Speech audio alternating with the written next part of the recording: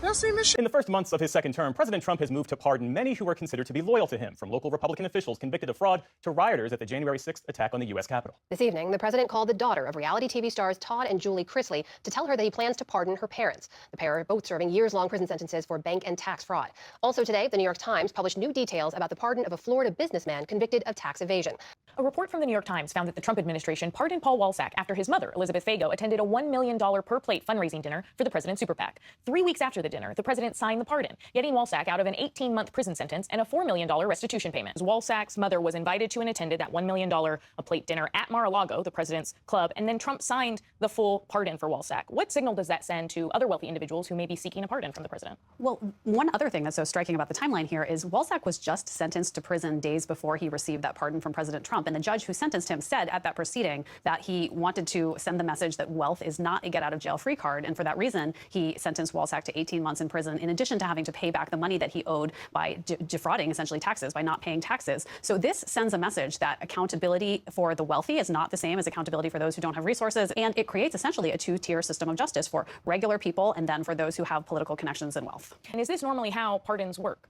This is not at all how pardons normally work. Pardons are normally reserved for people who show remorse for a crime they've been convicted of and who have actually served at least some and typically all of their sentence and have shown personal growth and rehabilitation during that time. However, this administration appears to be using pardons in a completely different and new way, which is to reward people who demonstrate political loyalty to the administration, and that is unprecedented. Is there a pattern to Trump's pardons? There is a pattern. This is something that began in the first Trump administration, but has gotten worse under the new administration for two reasons. One is that many of the pardons are happening in secret. And the second thing that is really different is that Trump appears to be doing this just for wealthy, well-connected people. In the first administration, there were some truly deserving individuals who were more along the lines of ordinary Americans who did benefit from pardons, alongside the politically connected and those who had personal relationships with President Trump. But now the ordinary people seem to have been completely forgotten. There are applications piled up at the Office of the Pardon Attorney from individuals who are incarcerated around the country, some of whom have been waiting years for their applications to be considered, and those are being ignored in favor of the wealthy and well-connected. It sends a message that the pardon power is now being totally and thoroughly politicized, that it will be used as a benefit to those who are supporters of the president and not for those who do not express political loyalty. That is really an unprecedented use of the pardon power. Bribery is real and legal in the United States of America. If anything is apparent with this second Trump administration is that you can buy your way out of whatever. Only if you're rich, though.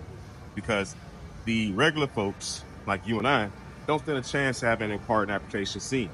If you don't have at least $1 million or a private jet or some type of business deal that can benefit the Trump administration, you don't stand a chance of hell at a pardon. I'm sorry, I don't have a plane to give you. I wish I did. I would take it. If your country offered the United States Air Force a plane, I would take it. Okay. But if you got $1 million or you got a business deal or a private jet or some type of bribe that Trump wants, it'll work. You get whatever you want. And before y'all trying to say, well, Biden, no. This is different. President Biden, for the most part, relied on the Department of Justice to make recommendations and granted clemency to people who did not have political connections, although there were some very notable and significant exceptions. In the current administration, there's no path forward that we know of right now for ordinary people to be considered for clemency. And the other thing that's really striking and shocking is that the president is granting clemency to individuals who owe tens of millions, hundreds of millions of dollars in restitution and fines and other financial penalties, and it's never been done by any other president. We've seen foreign governments bribe Trump. We've seen multinational companies bribe Trump. We've seen business executives bribe Trump. Bribery is legal in the United States of America now. Unfortunately, it doesn't apply to regular folks. Welcome to the oligarchy, people.